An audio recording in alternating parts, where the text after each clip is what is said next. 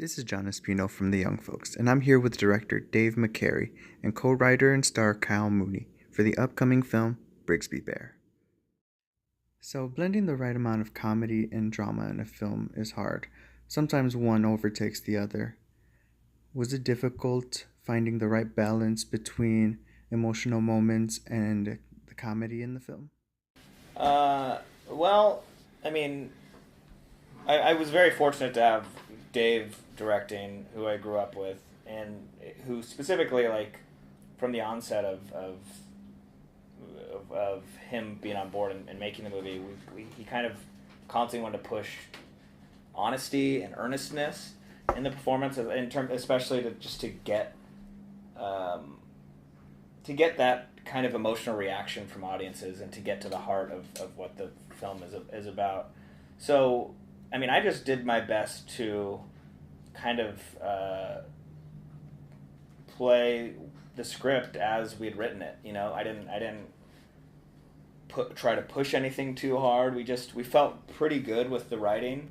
So we kind of felt like if we could get this on film, we could have a decent movie. You know what I mean? I just tried to do the words justice.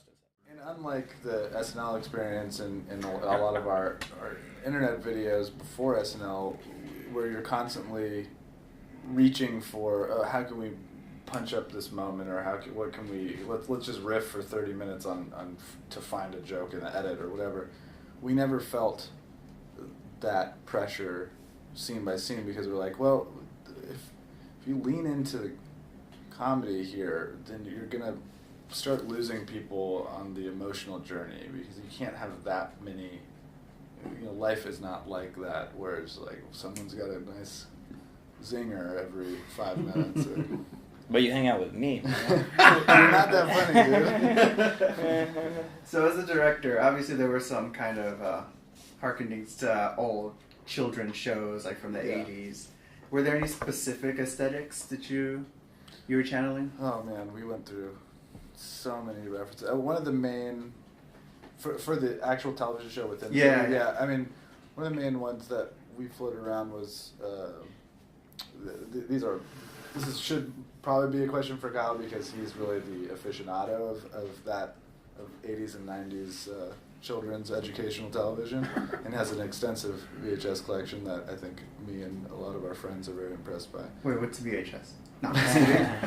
But there's this live-action Teddy Ruxpin special that we used as kind of that was one of a few templates for just the textures of the worlds, the animatronics, the pacing of the show, and what was it? Welcome to Pooh Corner was this live-action Winnie the Pooh show that was on Disney Channel. There's another one just like it called, I think, Dumbo's Flying Circus. And then just the spirit of like all those, like Care Bears, Gummy Bears, He-Man, She-Ra, Star Wars. One of the best things about the film was how perfectly you were able to recapture the feel of all those shows in the past. How did you go about recreating that aesthetic? We purchased off of eBay 4 vintage, broadcast vintage TV cameras. Cool.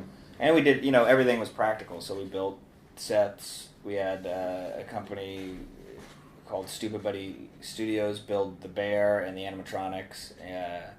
We kind of wanted it to be as authentic and I guess as realistic as it could be if somebody like just a dude was making this show. And then once we locked all of the TV show edits, we have connections with we're buddies with the Absolutely guys, the Tim and Eric's company, and their VHS guy did a transfer for us, and we would transfer it to VHS, and then transfer that VHS to VHS, and then do a pass where we're banging on the VCR to get the like warbly.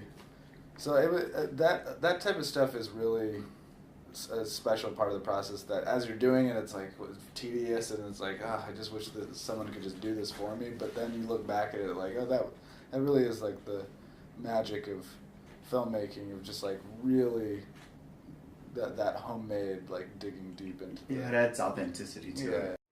So Dave, how was the transition going from a shorter based video format like SNL, your online shorts, YouTube, to a feature length film?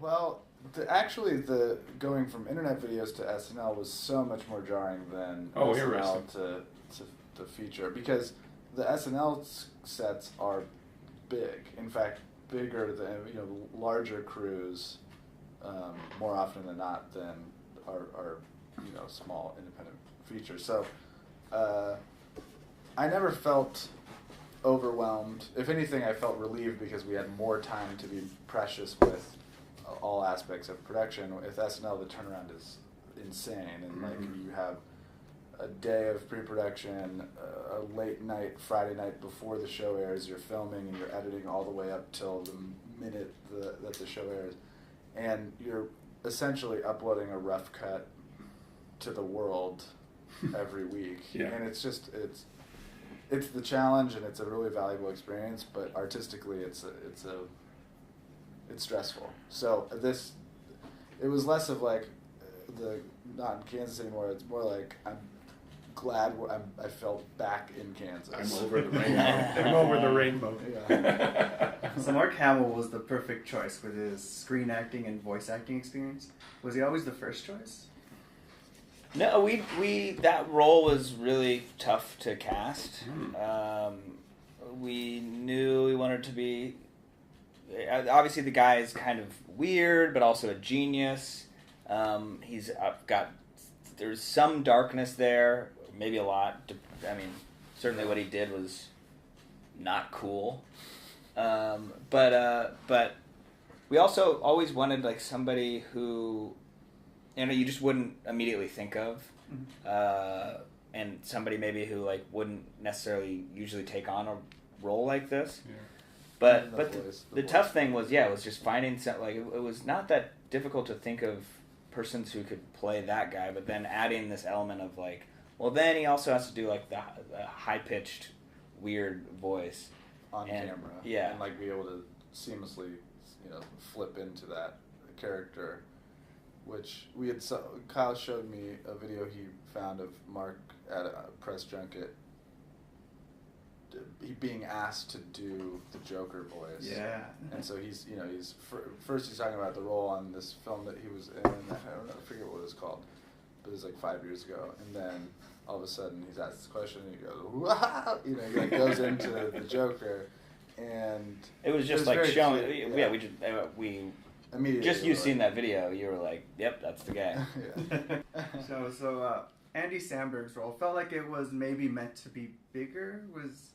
Am I just imagining it, or was he always just kind of meant to be a cameo? There certainly was like a version of the movie that existed before this version, just in the conceptual phase before I think we'd even written anything down. Where like that, some of that hospital stuff was a bigger portion of the film. Where all of the friends met at the hospital, or he met all of the people in his life in the mental institute, and then made the movie with this like kind of Cuckoo's Nest ish, where we talked about that structure, and then I think it became clear to you. It became I feel like the story became more about James and his family and his friends and his previous life. But we knew we wanted to have like a character at that health facility that kind of keeps James's spirits up a little bit and isn't a complete fall from grace entirely, even though it's like a very depressing part of the film. And we thought, it'd be a nice part to have a kind of an eccentric friend that he makes that just kind of helps. I mean, in a perfect world, I feel like we would have had just generally more roles so we could plug more friends into it. Yeah. I like the intimacy of it already. I think that's one of the things that really helped it for me. Yeah. So I might be projecting, Kyle, but I feel like the movie almost had a coming out film quality to it, where he's looking for like the family's acceptance, and then they institutionalize him to kind of normalize him. Yeah. So basically, outsider's film. Yeah. So does that echo any feelings you had growing up? I mean, I certainly like have definitive interests, and I'm like I think people label me weird or say I'm awkward, and I'm not. But we both kind of grew up feeling a little outside. We wanted to be cooler than we were. I think. For sure. I don't think. I mean, like, I certainly didn't have it too bad growing up or anything like that. But